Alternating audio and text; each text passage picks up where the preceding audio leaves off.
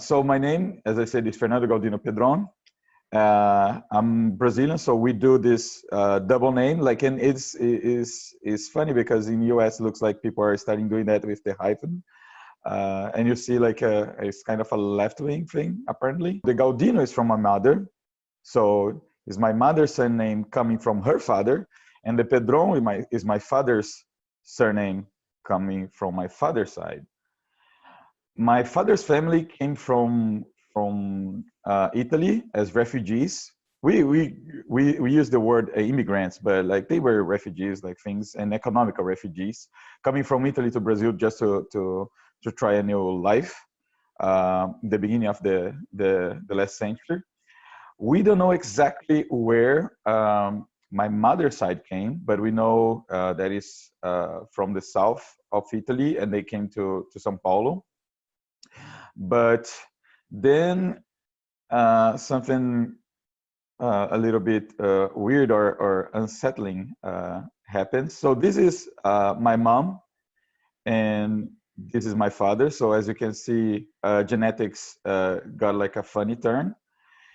But the one like weird, and you will hear it from a lot of Brazilians, at least those who know, but there is this quote from a Brazilian anthropologist, which is, in Brazil, everybody's an Indian, so like an indigenous person, unless they are not, if they're not.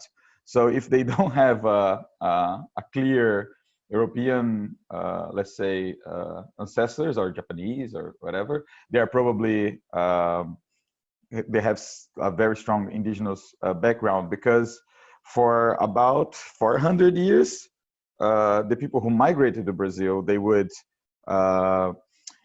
marry the locals, and so they would just go to the woods and take the women. And yeah, so my mother's grandmother was taken from the woods to get married to some dude, and that's how let's say indigenous culture kind of through violence got across some generation. So I have this, let's say, German, almost like northern Italian hardware, but I have a lot of indigenous Brazilian software running here, which makes me confused sometimes. But and like I was raised by my mom as a single mom, and so I don't feel like this privilege is so big. Anyway, so just so we don't know much. I know about my Italian ancestors, like I have been to the city where my grandfather came from, but I don't know much about my mother's ancestors. But one interesting thing that happened in '97. Interesting, it might not be the best word, but like more like a tragedy. So this guy, Galdino Pedron, he was he's from the Pataxó tribe, and he was in Brasilia, the capital of Brazil, for some meetings. After these meetings, he just went to a bus stop and was taking a nap, because he's a native Brazilian. He can just sleep wherever he likes. And then some guys, like kids, like teenagers, set him on fire, and he died. And they said the best defense they have, they were, oh, we didn't know he was an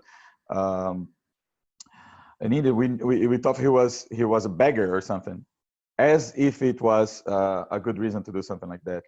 But that's how my name got heavy, and since I was a kid, I kind of carry this reference with me.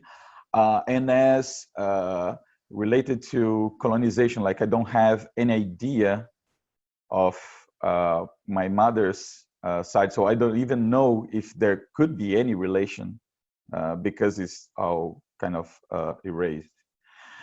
And then, so I grew up, I studied, and I was working in different places. And in 2012, I went to Scotland, where I did my design ethnography masters. So kind of putting together my design background with everything I could learn about research and ethnographic research on the internet by myself, because we basically didn't have any formal courses. Now we have one here and one there, but design thinking was just something that you would read on the internet and applied anthropology and this kind of stuff. And I had some fun. I learned how to drink whiskey and engaged with the local culture as much as possible. Then I go back to Brazil, work with consultancies for a while again. And then on 2015, I go to Italy to study smart community design and management. It's kind of smart cities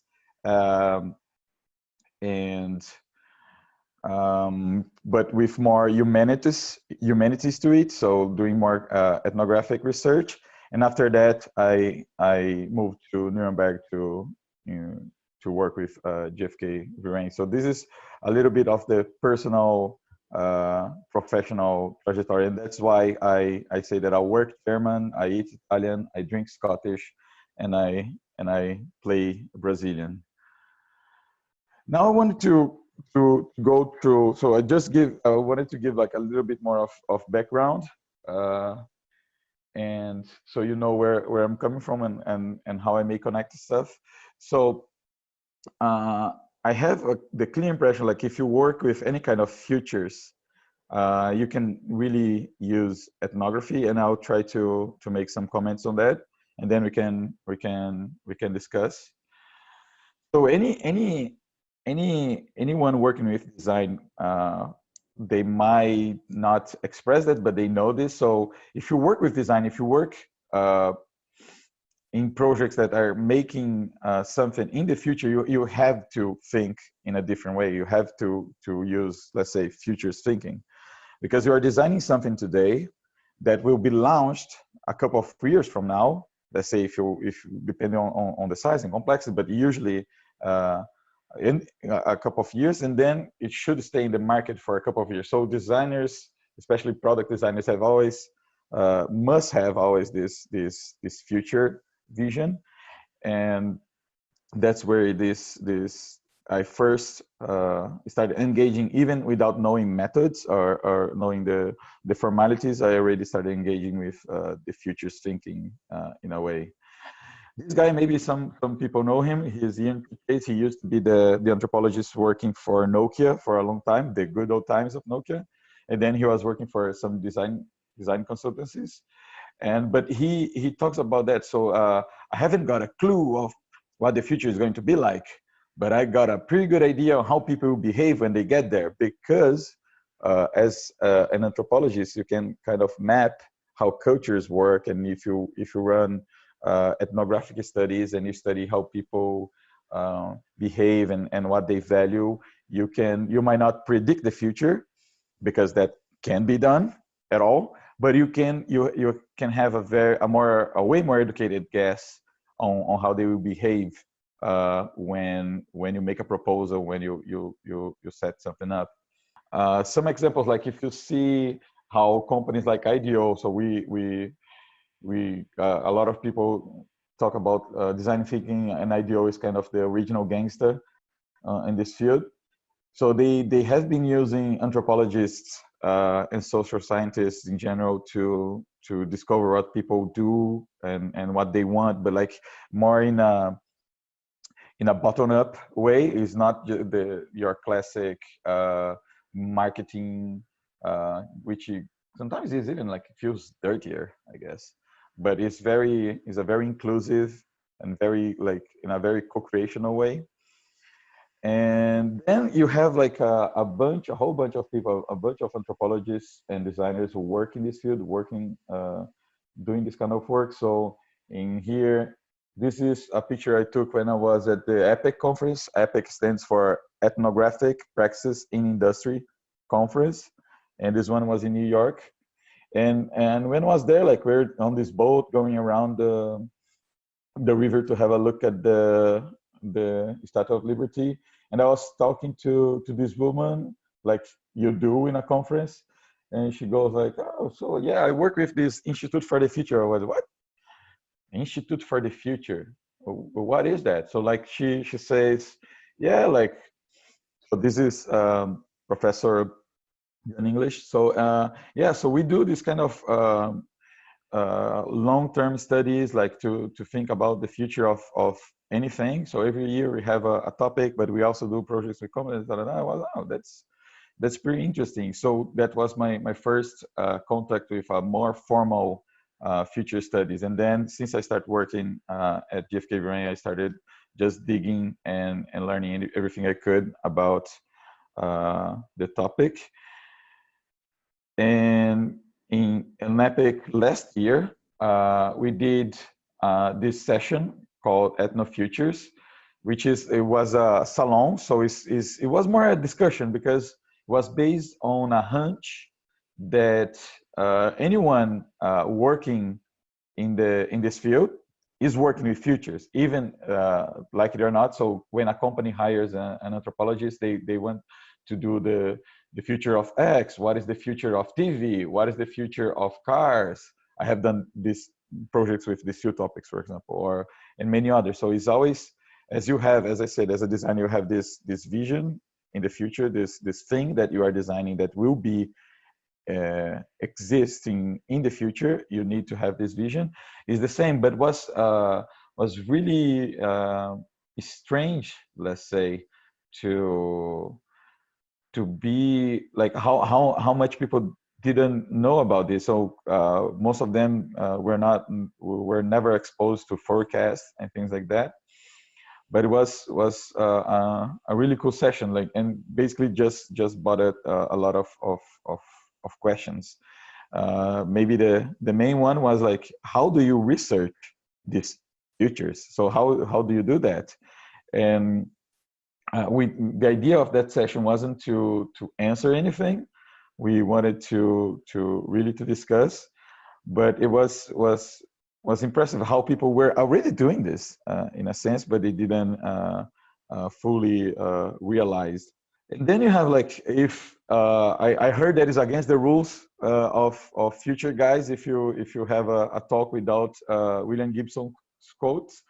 So and that's why I put as a subtitle for the talk, like ethnofutures. I think it's already here. Like there's a lot of people with ethnographic, anthropological, or something like that background working in future studies, but I think it's the techniques, the methods, the approaches are not well spread yet. And what I'm trying to do is kind of build bridges between these worlds, these fields, as someone who goes around a lot. And I just wanted to show that kind of already there. So I think anyone working in futures probably know these representations of how innovation is spread through society. But if things are not if an innovation arrives, it usually will not be adopted by everybody. So this is the Everett Rogers classic, and the guy who coined the early adopters, the term that we end up using all the time. And then you have the Moderator model that talks about idea creation, elite awareness, and so on and so forth.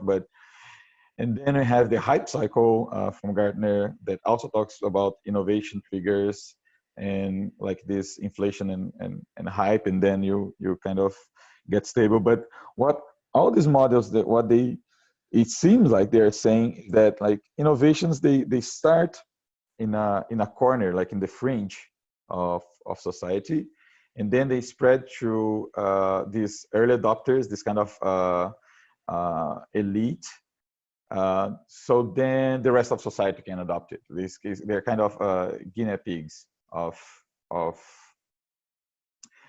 any kind of innovation, and that's kind of the logic. So this is I started researching just this to answer the question how to research, or how to to have a look at the future as an ethnographer. Where can I look at it? And the best thing you can do is to look for little pieces of the future in the present. Like we often call this about weak signals or signals, but where to find them? And the best answer I could find with my own experience and by literature is just the fringe, which is basically the innovative fringe. So like the inventors, the sci-fi artists, authors and artists, inventors, academics. So these people who are pushing science and technology and social issues.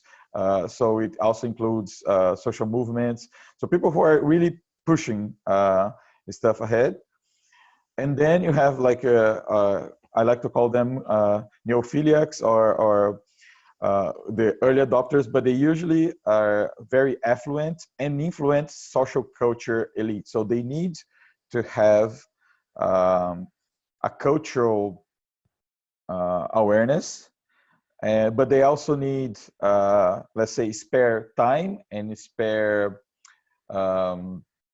income to put on these new things if you're talking about products. But if you're talking about going to a conference or experimenting new things, like it is sad.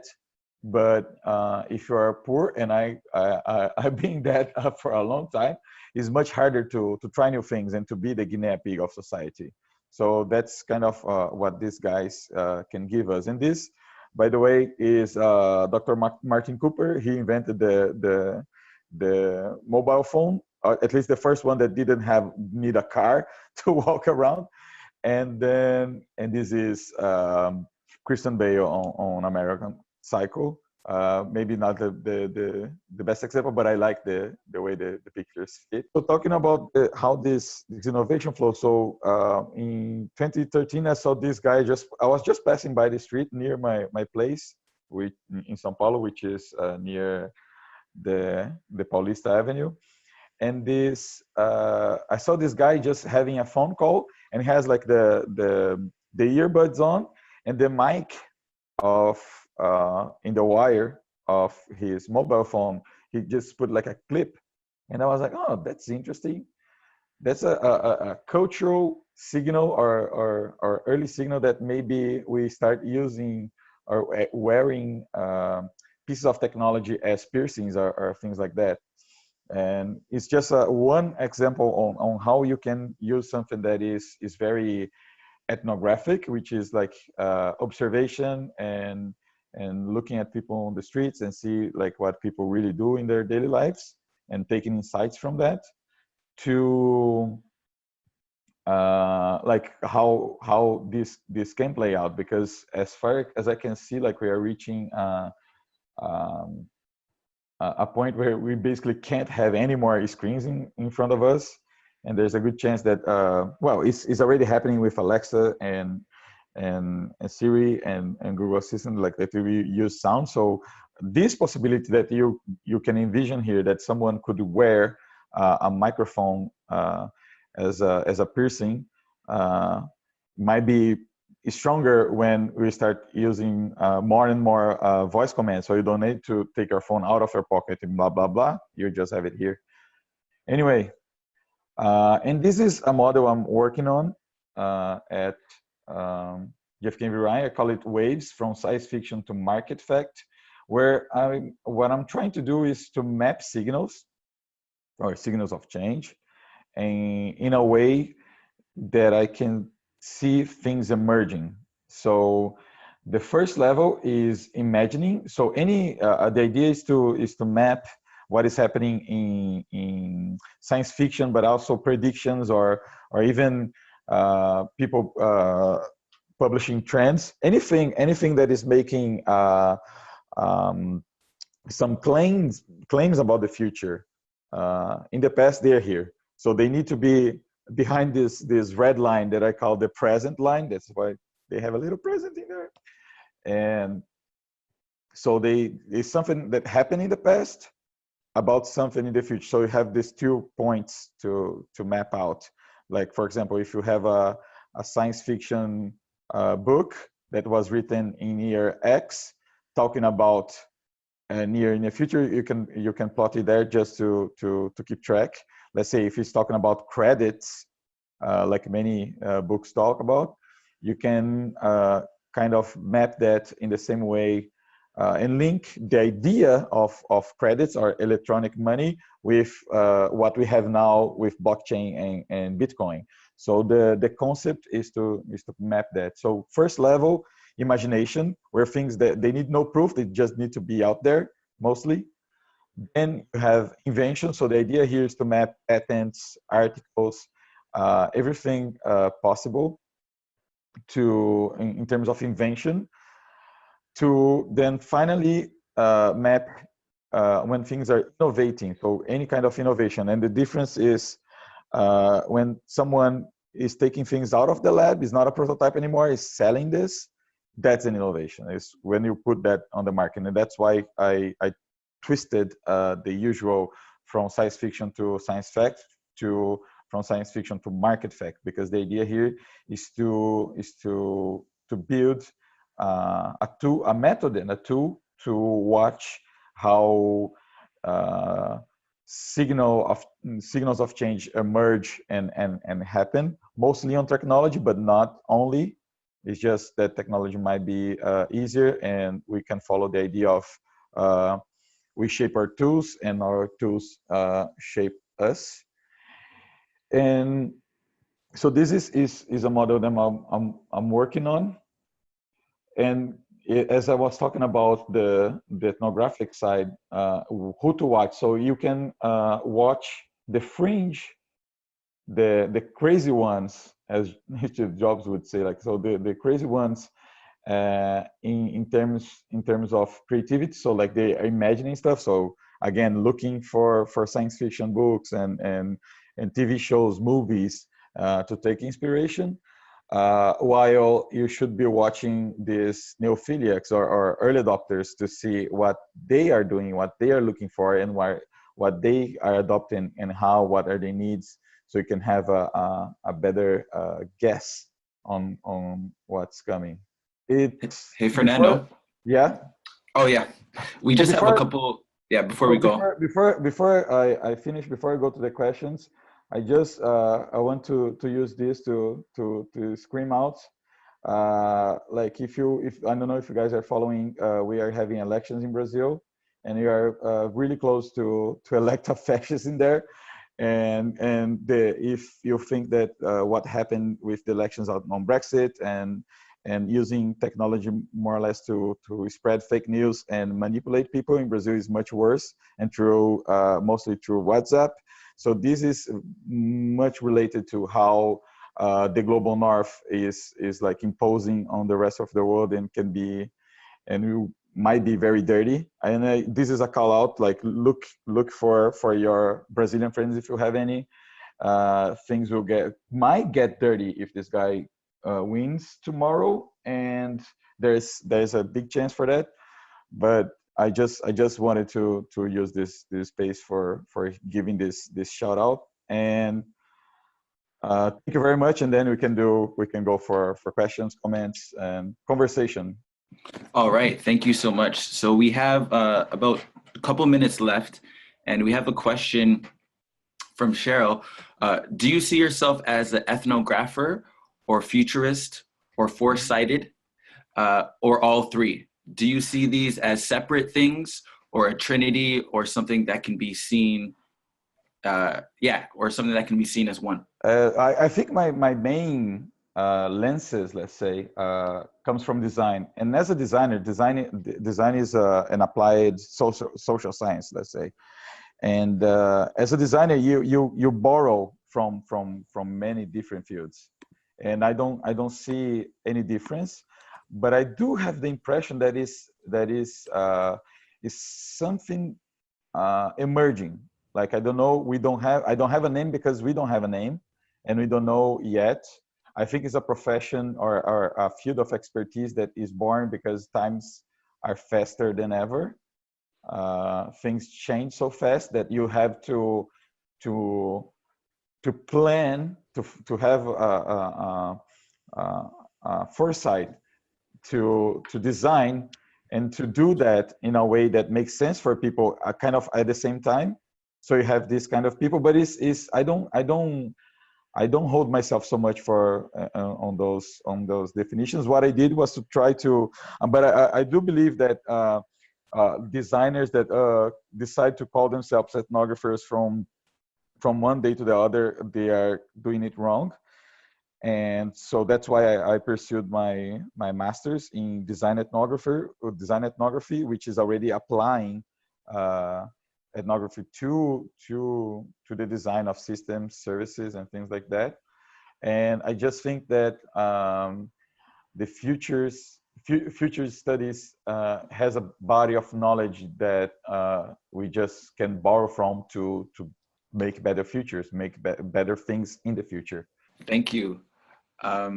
So it's 2:30 now, so we need to start the next session, but thank you so much for being a part of this talk. And for anyone that wants to continue to get in hold and have some more questions, please get in hold of Fernando. Okay, I'm on Twitter, on around, so if you want, someone wants to write me, hit me up.